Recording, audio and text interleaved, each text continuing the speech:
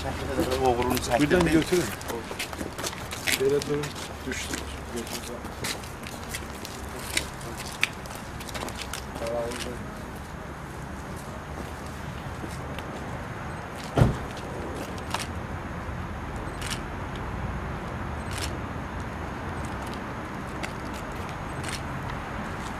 Həmişə azadlıqlar. Sağ olun qardaşım.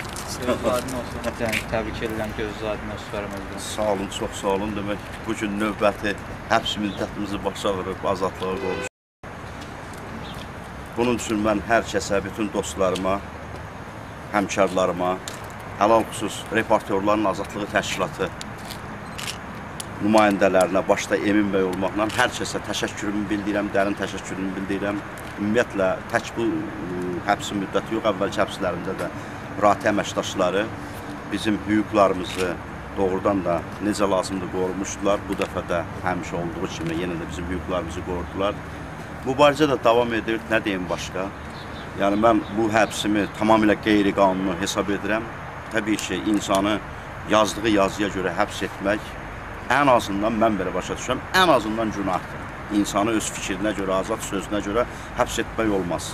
Amma nə edək ki, hələlik Azərbaycanda qanunlar bunu yol verir. Azərbaycanda mövcud olan müəyyən rejim buna yol verir. Təbii ki, bunun üçün də mübarizə aparmaq lazımdır ki, gün o gün olsun ki, Azərbaycanda jurnalistlər öz sözünə görə, fikrinə görə həbs olunmasınlar. Və mən inanıram ki, yaxın gələcəkdə belə də olacaqdır. Amma bu həbslər bizi heç də yolumuzdan döndərə bilməz. Biz öz mübarizəmizi axıra qədər azad söz, azad fikir uğrunda mübarizəmizi axıra qədər davam etdirəcəyik. Sərdar bəy bir aydan sonra... Təbii ki, Sərdar bəyə, mən indi bir aydan sonra Sərdar bəy azadlığa qovuşacaq. Onun bildiyiniz kimi başqa bir işdən də bir ay cəzası vardı.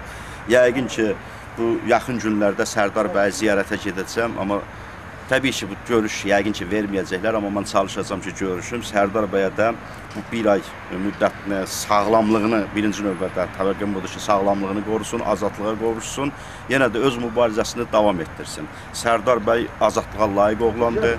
Sərdar bəy öz fikri, öz sözü, demokratik düşüncəsi olan həmkarlarımızdan biridir, dəyərli həmkarımızdır, cəsarətli həmkarlarımızdan biridir və ona azadlıq, ailəsi ilə bir yerdə xoşbəxt həyat arzulayıram.